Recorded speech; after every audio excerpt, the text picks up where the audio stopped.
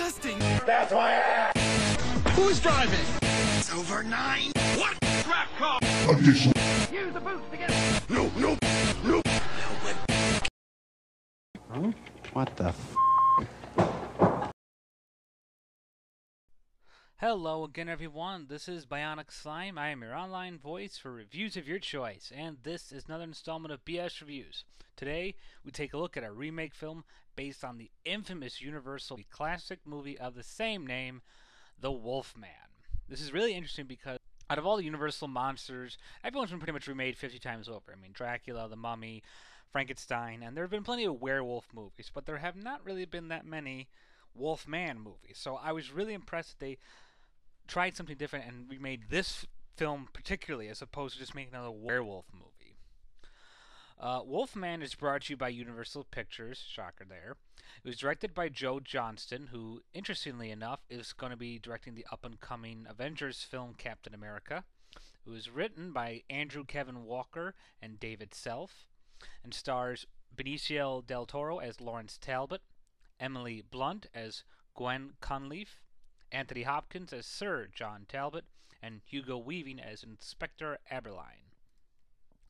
The plot of The Wolfman. Lawrence Talbot is an up-and-coming, impressive Shakespearean actor who receives word during one of his plays that his brother, Ben Talbot, has been brutally murdered by some kind of animal or savage lunatic. He comes over and talks with his brother's fiancée, Gwen Conleaf, who wants to know the truth about her fiancé's death, as does Lawrence. He confronts his father, Sir John Talbot, who he's always been at odds with since the death of his mother. And when he goes into investigating the murder of his brother, he gets attacked by a vicious wolf-like creature and is clawed and bitten. This causes a transformation in Lawrence, turning him into a wolfman as well. Now an Inspector Aberline comes from Scotland Yard in hopes of catching the wolf creature, unknowingly that it is Lawrence. Now he must try to find a way and lift this wolfman curse before he harms anyone else, including himself. Review of the plot. A couple people have been bitching, saying that this film really has no plot and that's one of the weak points of the film, when in fact I strongly disagree and actually admire the simplicity of this film and how it works with the whole basic concept of just being a flat-out monster movie. Now, monster movies pretty much just rely on the monster to do everything.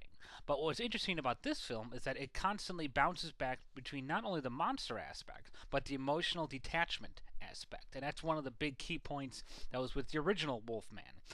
That the person who was cursed was so tormented, so distraught, so ruined over his, monstrous actions that he couldn't live with himself and just caused so much suffering and misery around other people. And that's one of the things I think this movie did so well, is that it made a perfect balance of the emotional distraught nature of the characters, as well as the vicious savagery of the monster when you saw him attacking. And I think just by relying on that, you don't really need a certain story with a lot of twists and turns or compelling complexity. Sometimes just going simple works, and in here it really did. By relying on the monster to do everything, it caused the characters to get much more focused on, and you're more focused on them and reading their reactions and their emotions and the subtle nature of their responses, as opposed to worrying about what kind of clever, witty one-liner comes out or looking for some kind of complex conspiracy-like twist and turn story. It's simple, and yet it works so well with just a very simple aspect of a monster terrorizing a village. And I think by using the Wolfman is probably the best choice outside of, say, Frankenstein for the whole emotional, compelling aspect. But it also digs into the heart literally. And by that, I mean this movie is freaking gory as hell. People will say they're gore hounds and they've seen guts and gore, but you haven't seen not quite like this. It's not the goriest film I've ever seen, but I have to say, it's been many, many, many, many years till I've actually had a film that grossly intensified the violence into such a staggering amount. I mean, good God, the parts and people that are ripped apart like tissue paper. It's ridiculous and it's incredible at the same time. The amazing graphics with the werewolf creatures design and the gore is just spectacular. Review the characters. As I said, the emotional aspect and the distraught nature of the characters is really brought out beautifully by the emotional responses from the actors. And here you get some really nice, subtle performances. And I think that's something that not a lot of people appreciate. A subtle, kind of easy, slightly creepy performance that shows that you don't have to be insanely over the top all the time. Benicio Del Toro is an excellent choice. He has a very distinguishing look, and he fits, the idea of this person, this distraught soul, this tormented man who's just so miserable and hateful of his life, and he's just full of suffering, and he really shows it in his face. You can really read in his reactions, and how he's desperately trying so hard to change his life and just stop this from happening. Same with Emily Blunt, who played Gwen Conleaf, the fiancée of Lawrence's brother. I wasn't sure how she was going to be at first, but as I started to watch her, she showed some real natural flair in her emotional, the visuals on her face. She gives some real subtle, facial tweaks that you don't really notice. Like there's this one scene where she and Lawrence are skipping stones on the lake, and Lawrence is trying to teach her how to throw stones. And as he's holding her, you can look in her face and you can see this real subtle approach and how she's kind of attracted but also mortified at the thought of falling in love with her dead fiance's brother. And it's just a really well done scene, and not a lot of people will probably pick up on it, but it's just really impressive to show that she could say so much with so little going on in her face. Anthony Hopkins was very good as Sir John Talbot. He looked kind of tired through part of most of the film, like he just woke up out of bed and was just thrown into the film going, hey, how you doing? But towards the end, he actually really started to pick up, and he got much more interesting dialogue, and his tones got much more subtle, more creepy, more interesting. He just became more interesting altogether, and it was kind of a weird, gradual process for him. Hugo Weaving is always good. I love him. I think he's such a powerhouse actor and so incredible. He always does good work. What I liked about him here as the Inspector Eberlein is that he was set up and presented with a first introduction kind of thing to make him seem like he's a kind of a villain or a dick inspector who's just a total no-nonsense idiot. But as you watch the movie, you realize that first impressions aren't always the truth. And you see that with him because he really plays his character out so well that in a way you're rooting for him, at the same time you're not.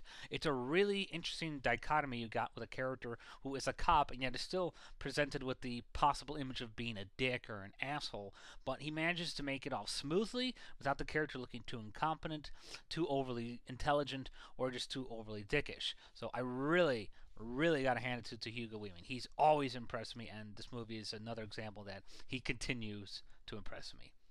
Review the cinematography and the music. Music was excellent. I mean, how can you not? You got frickin' Danny Elfman, Tim Burton's master musical score maker, and he just gave a really good musical score to the film. Very dark and ominous and like. I actually didn't know Danny Elfman did the music for this movie until I saw the credits at the end of the film.